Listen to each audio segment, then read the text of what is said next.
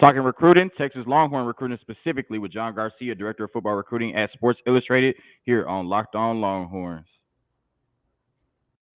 You are Locked On Longhorns, your daily podcast on the Texas Longhorns. Part of the Locked On Podcast Network, your team every day.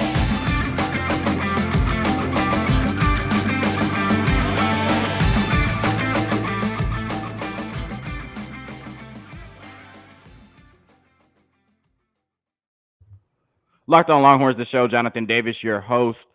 John Garcia, Director of Football Recruiting at Sports Illustrated, joining me once again. This episode is brought to you by LinkedIn. Joining me to talk recruiting, as always, John, I have a question for you. I hope you have an answer. So a year ago, at this time, Jalen Hale, receiver out of East Texas, was rated as the 16th best player in the country. A year ago at this time, he got as high as the 12th best player overall, not wide receiver, overall in the country. Last season, he has 50 catches for 1,154 yards and 14 touchdowns. And now he's ranked 59th. So how did Jalen Hale go from the 12th best player in the country to the 59th best player in the country after 50 catches for 1,100 yards and 14 touchdowns? Am I missing something? No, you're not. Look, a lot of, and obviously I'm not speaking for any recruiting outlet out there. I know a lot goes into these rankings. They change. It's been a big topic the last week or so, it feels like. And look, a lot of factors go into that. I think there is, I talked about this recently about Minkah Fitzpatrick. There's like an over scouting element of scouting. We can see a kid too much. And the more you see a kid, the better you feel about his ability, but there's also more time to see maybe some holes and some things that maybe stick with you negatively. I'm not saying that's exactly what happened with Jalen Hale, but when you're a 3-4 year guy that everyone knows about for such a long time, there's just enough time to poke an easy hole in it compared to the late emerging recruit from the middle of nowhere who in the last 3 months has become this recruiting darling. Easier to lift him up than the guy you've seen for 10, 12 different events. So I do think that's a big part of it. Certainly as the cycle stretches and we get closer to these senior seasons, other prospects emerge, right? And they kind of overtake, especially relative to their position, right? So if a quarterback, an offensive tackle, a corner, guys at those positions, a pass rusher, those guys start to rise, easier to prop them up to the 10th degree because they play a premium position, right? So that's where I think at wide receiver, you're a little bit, under the benefit of the doubt line there as well. So there are different factors is my long roundabout way of saying how it happens. I'm not saying it should have happened. Let me make that very clear. Like you said, the athleticism, the frame, the playmaking ability has always been there. The production matched it in 2021. I think that's like 23, 24 yards a catch. So certainly not, you couldn't ask for more, right? You couldn't ask for more than that. He's going up and making plays. He's running by guys. I think he's doing all he can to be an elite All-American type of recruit. I think he's closer to that initial ranking relative to the rest of the country. I think he's a top 4 or 5 receiver that I've seen to date. So, yeah, I think he's going to be a lot closer to that initial number when our rankings come out in August. There you go. Okay, shameless plug. Look, if I told Jalen Hale that he was going to go from 12th to 59th after a 50 catch for 1,154 yards and 14 touchdowns, he might have just opted out. He might have been better off opted out. They might have left him up at 12th or something.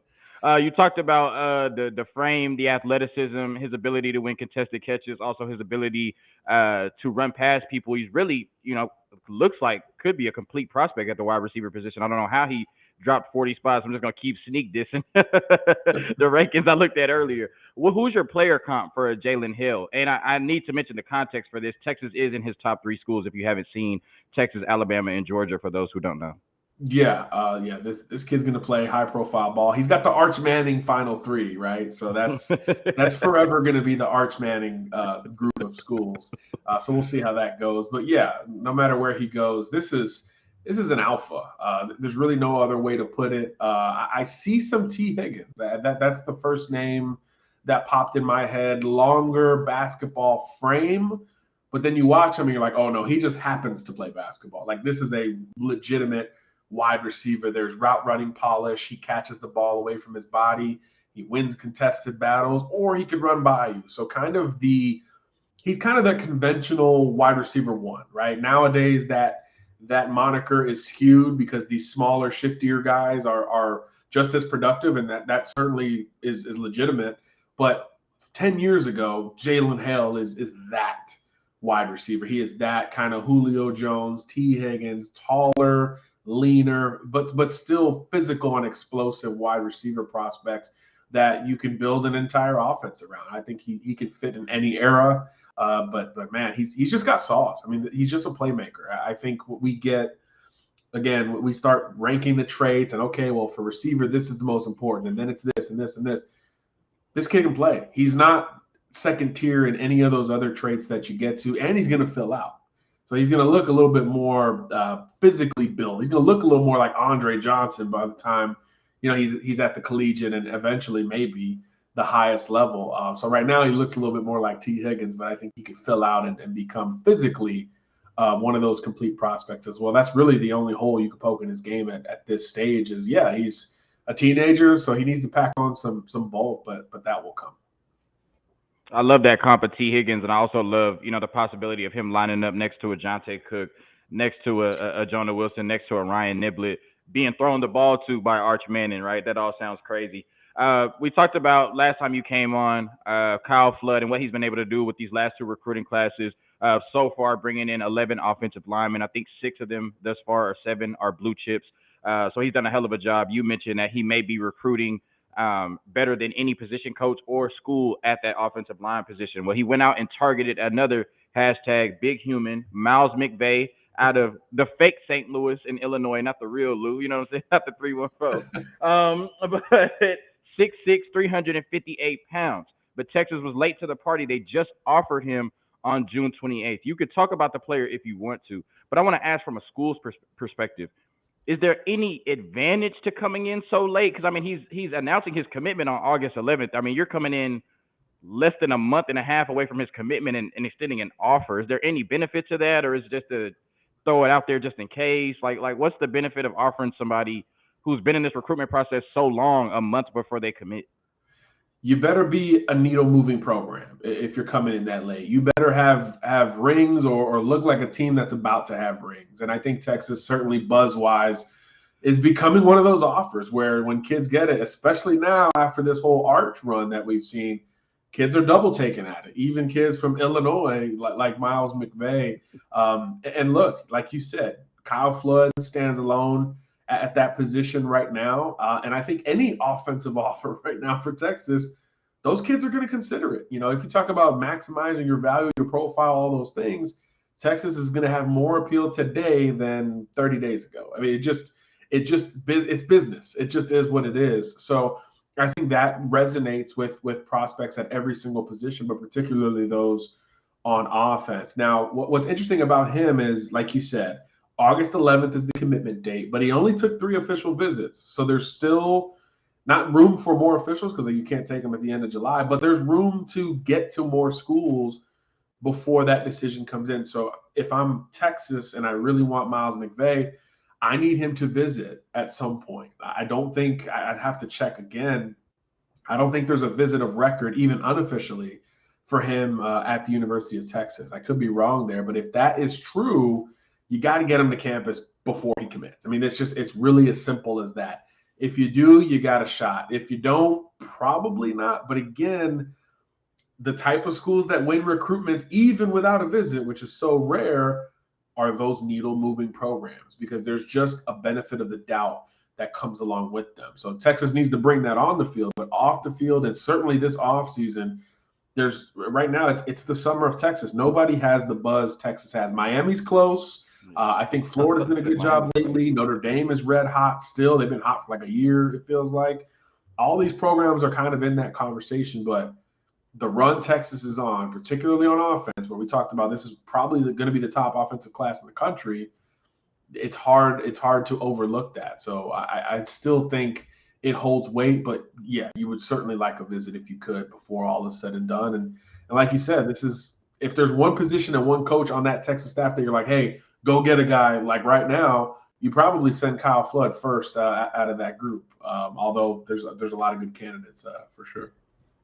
Yeah, we're a little late in the game, so I'm just gonna take the Texas A&M approach and say, hey, Miles, you can make $50K a year, as an offensive lineman at the University of Texas. So that's we'll just take the Texas A&M approach and cut to the chase. All right, Mikhail Harrison-Pilot, a very interesting athlete. It seems like he does everything on the football field besides coach. I mean, he plays every position on the field, it looks like. All right, sources smarter than me say that he would prefer to play wide receiver at the next level, but I know a lot of schools value him as a defensive player, particularly a safety, possibly even Texas. Where do you think he fits the best on the football field? I think his ceiling is on defense, 100%. He's a good receiver. I've seen him work out in person at wide receiver, and there's a lot there. I mean, he's got a good frame, really quick out of his breaks, and there's a little bit of polish there too. I think he's a tier 2 to 3 receiver. I think he's a tier 1 to 2 safety, and I think that's really what it comes down to. It's like these kids that are navigating 2 sports. It's like, where am I best? Where do I have the most value? We just talked about value and what Texas could bring. Where do I have the most value? And look, if it is Texas, which look, we think this is a Texas recruit right now. I mean, they're the favorite, right? I think that's not like breaking news. If you want to go to Texas today and you're looking at, you just mentioned the names, Johntay Cook, Niblett, all these transfers that came in, Jalen Hale might be in the boat too. When you start to look at those guys, even if you are confident in your wide receiver ability, but you have that other position available, business-wise, again, we're talking mature stuff today. Business-wise, probably a little smarter for you to go on the other side of the ball. There's a little bit more playing time available, and a bigger need for Texas right now would certainly be on defense in general, but certainly in the secondary where you can't have enough good players with length and ball skills and range and a strong football IQ like we see with Harrison-Pilot. And I should say something about his work ethic. I was at an Elite 11 regional in Dallas. It was 4 million degrees that day, legitimately. And these receivers are run ragged at these events. I mean, these quarterbacks are throwing like 400 balls each. It's like a 4-hour workout, middle of the day. These receivers, an hour and a half, 2 hours in, starting to drop, right? Pulling hammies, just laying down, throwing up, the whole thing. I think at that Dallas Elite 11 regional, Harrison-Pilot took the most reps of any wide receiver, and he was probably the most high-profile pass catcher there. So I think that says a lot about the kid and his mentality, which, again, all things even, give me that guy on defense, that guy, that worker. Give me that guy in the secondary to get my other guys up and ready to go for whatever it is, a workout, a practice, or even a game itself. So I like him on and off the field after that showing, because I was ready to tap out, and I was just standing there with a camera filming.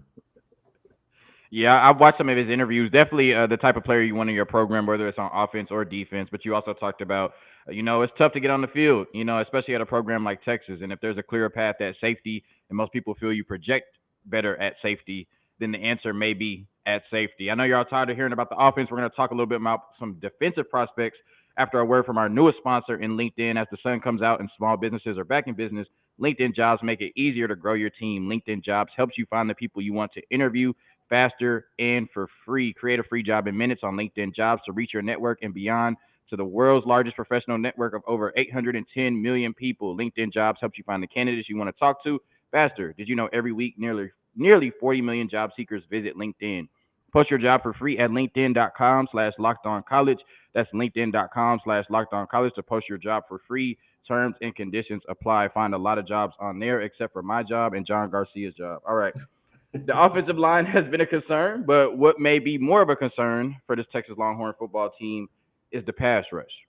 Now, Texas is keyed in on 3 top 200 players at the defensive end/edge position. And we got a lot of word-of-mouth recruiting going on here. So the first one I want you to talk about is Hunter Osborne out of Hewitt-Trussville in Alabama, who just happens to be the former teammate of current Texas Longhorn player Justice Finkley. Yeah, well, I was at a Hewitt-Trussville game last year, and pre-game I was certainly watching the D-line because they had Finkley and they had Hunter Osborne, which, from the old school look test that coaches used to talk about about as good as it gets. Finkley's like 6'2", 280, just rocked up. Osborne's like 6'4", 250, also rocked up, a little bit longer of a prospect. You're like, man, how do they lose games? They don't lose many, but it's hard to fathom. But when we were watching pregame, it's totally Finkley's show on the D-line. But the guy that was at his hip all the time was Osborne, right? He's a year younger, certainly looked up to Finkley, who was like this 4-year dominant varsity player, highest level classification in Alabama.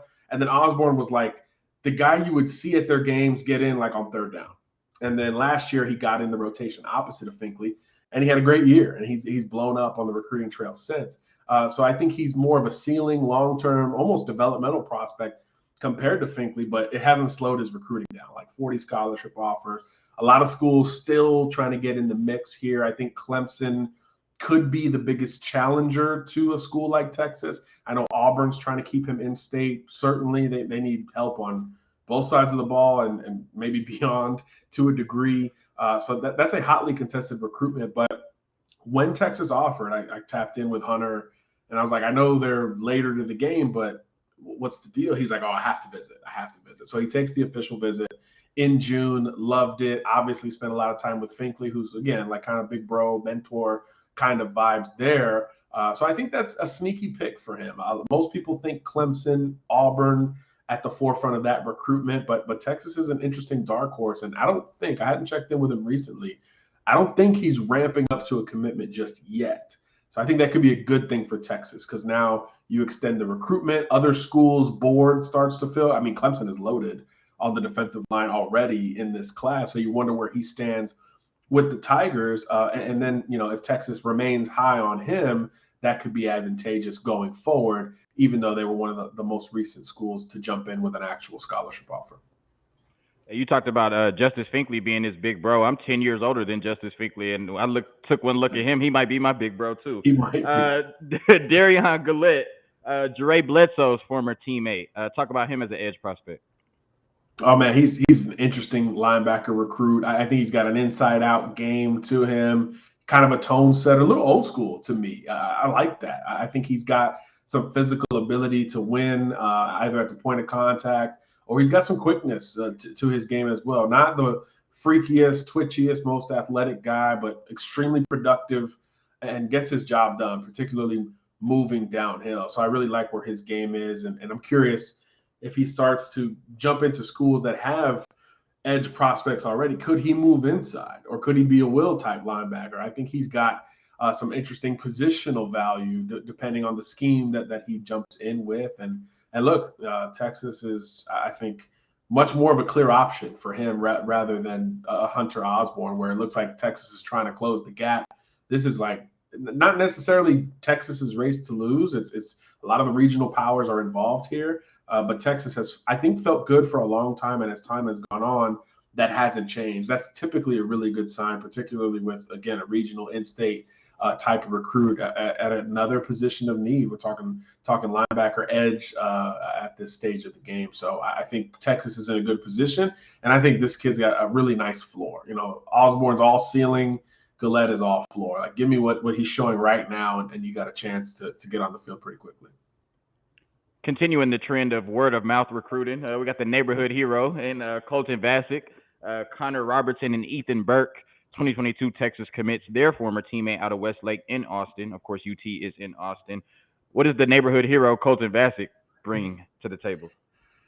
He brings a lot. He's a balanced edge prospect. I mean, he can win with speed. He can win with power. He counters underneath. I like his technique in terms of where it's at right now relative to a lot of pass rushers that we scout. And look, I mean, Austin Westlake, it's one of the programs, right? I mean, it's just one of the ones that if you're picking games on a Friday night and someone calls you and they're like, hey, Austin Westlake's playing insert team, you're probably going to pick Austin Westlake. And it means they're well coached, they're productive, they've got a lot of talent on top of it. And he shines and flashes defensively as much as any recruit we've seen at Austin Westlake over the last few years. So that alone, I think, says a lot about Vasek. And then his recruitment's interesting too. I mean, I think most people, because he's from Austin, is like, oh, this is a Texas lock. But these Austin Westlake kids go everywhere, including Texas. I don't want to scare your audience, But, obviously Cade Klubnik is at Clemson.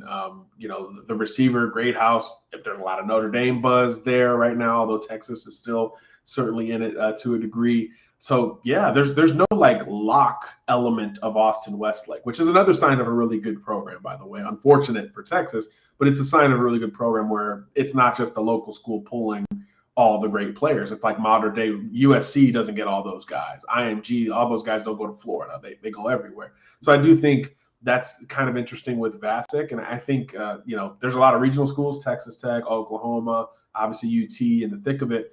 But there's a lot of Oregon talk with him. I know he took that visit. He's got Oregon's recruited Texas very well. He's got a buddy who just committed. He flirted about, hey, teammates in the future, just kind of messing with us on social. There's some Oregon dark horseness in that conversation, but I do think he is probably Texas's to lose at this point, especially because of the position of need. I think if he was, a receiver or quarterback, something like that, I think it could be wide open, but I think because he's a trench guy, an edge guy, and that's really the point of emphasis. Like you said, JD, I'd be a little surprised if he ended up anywhere else.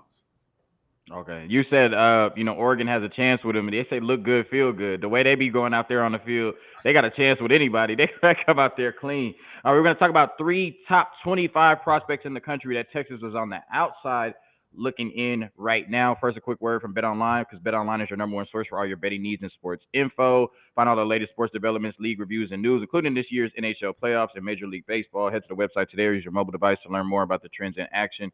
BetOnline, where the game starts. John, you came on before and I asked you the impact of Arch Manning's recruitment. Like, who could be that one big prospect that followed Arch, or they got him to flip, or maybe he changed his decision last minute before he committed, anything like that? We talked about Johntay Cook, but Johntay likely was a Texas lean regardless. Maybe if Arch goes to Georgia, he goes with him or something like that. But he bled the burnt orange. He was a Longhorn at heart before Arch even committed.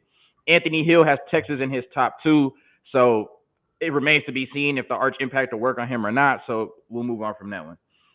David Hicks, Caleb Downs, and Duce Robinson all have mentioned Texas in some form or fashion since Arch's commitment. We've heard that David Hicks, his family reached out to Texas to see what they had to offer. We've heard that Caleb Downs talked about taking one more official visit, whether that was to Texas or Texas A&M. And then we heard the Duce Robinson quote where he said that he already had interest, but with Arch committing, it piqued his interest a little bit more.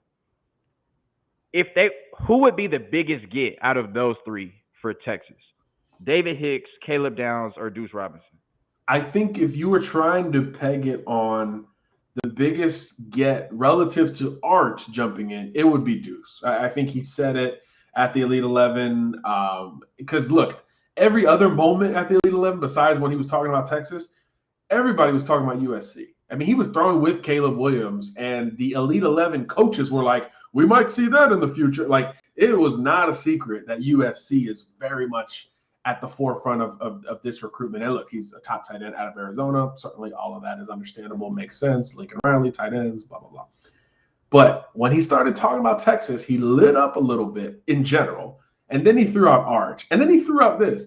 He's got family in Austin. So he's easily able to get over there and check out the program. So I do think all of those things together make Texas very interesting. And we would definitely put that one on Arch more so than Caleb Downs or David Hicks, 2 defensive prospects who were already kind of national recruits on their own. Robinson, a little later to the game, a little bit more regional, he's a West Coast, Pac-12, Big 12 kind of kid. So I do think that it probably ends up being USC or Texas, but Texas has closed a lot of ground here lately. Like, the more we've peeled back the onion in talking to Duce Robinson, who, like what I said about Harrison-Pilot, Duce did that at the Elite 11. He was just taking the most reps, and he was the biggest dude out there, so you couldn't really miss it even if you tried. Every time he dropped the ball, and look, you're catching 100 balls a day, you're going to drop a couple. It's like you would think that this kid's girlfriend dumped him. He was really hard on himself, but then he picked it back up and got back in line and corrected himself, which is something you like to see. But I think the other 2 would be bigger gets optically because it's on defense and you're trailing. If you're Texas, you're trailing for those guys. With Hicks, Like you said, A&M is in it.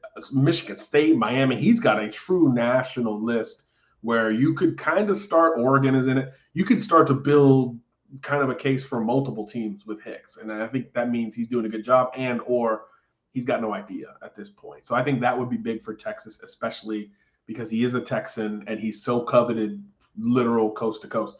And I think with Caleb Downs, it's very similar. Most, including me, feel like this is a classic Saban versus Smart type of battle, big time DB in the state of Georgia. It's only those two guys, but then you expand and it's like he's really interested in Notre Dame and Ohio State, and then his brother plays receiver at Carolina, and now he's talking about maybe one more official. Again, if you knew where you wanted to go, you'd probably be committed already. So maybe that perceived battle is we in the industry getting lazy. Well, it's a big time DB. He's from Atlanta, and Bama wants him just as much as Georgia wants him. So it's going to be those two, and that's it. Maybe that's our laziness showing over time, although history is on our side there.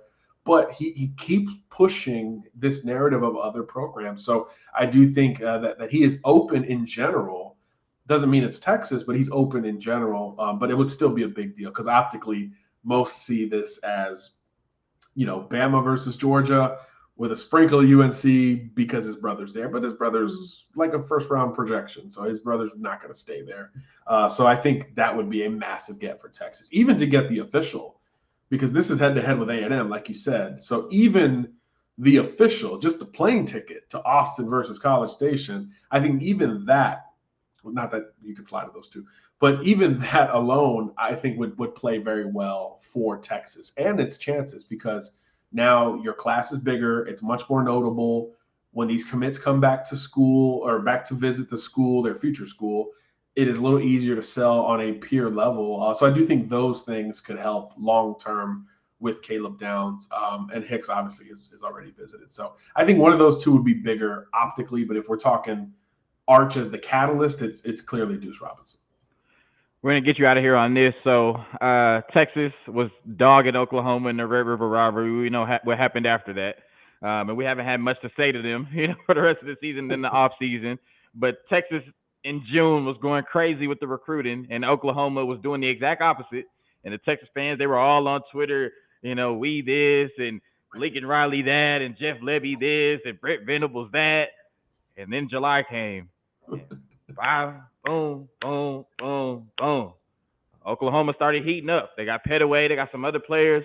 Now it's looking like Brent Venables might really be cooking up there in Norman. So what's your take? Like, what's your vision? What's your view of what Brent Venables is building at Oklahoma right now for the long run? I think it's a longer-term play. Obviously, it's not the instant oomph of Lincoln Riley going to USC, right? Well, that was like day of, you're like, okay, how many commits are they going to get, right? You're just like listing out guys. I think with Brent, it's a little bit more of a long-term play. Kids got to go there and visit and kind of feel on it. And I think that's what's unique about Oklahoma in general, right? Going up to Norman versus some of these other quote-unquote blue bloods. It's just a different type of town. So I think that plays into who Brent Venables is. Obviously, he's got history there. And every year he was like that number one assistant coach that everyone expected to take another job, and he just didn't, and he didn't, and he didn't. Then he finally did. So I think he could tangibly sell, hey, this is where I want to be. Kind of like Mario Cristobal in Miami. Like, this is where I wanted to be. I left a really, really good situation to come here. So I think that just creates trust and benefit of the doubt with the real decision makers, parents, high school coaches, mentors, those who have been around recruiting in the sport just a little bit longer. And then he builds an interesting staff. Obviously, Jeff Levy, we know what he did at Ohio State, at Ole Miss, as well as UCF, incredibly fast-paced, elite quarterback production, all that stuff speaks for itself. And you pulled him away from Lane Kiffin, which was not easy and not well foreseen by those in the SEC. And then you bring Todd Bates with you from Clemson, who a lot of people, including myself, thought he would just assimilate, up the chain now that Venables is gone. But no, he just followed him all the way to Oklahoma. So I think when you start to peel back this coaching staff, it's a nice group. It's not the biggest and most well-known names, so you got to get the kids to campus. But once you get them there, I think you got a chance. So I think that's why we're seeing so much positivity in July, because a lot of kids visited Norman in June and were kind of like, oh, this is much better of an option than I thought it would be. They're going to be well organized, well run, and much better on defense, which has really kind of been their Achilles heel forever, it seems like. Yeah, Oklahoma fans, I'll let y'all have y'all moment on July 11th, but on October 8th, we're going to whip y'all ass. Thank y'all for tuning in to another episode of Locked On Longhorns. Jonathan Davis, your host, my brother John Garcia Jr., Director of Football Recruiting at Sports Illustrated. As always, Longhorn Nation. Peace.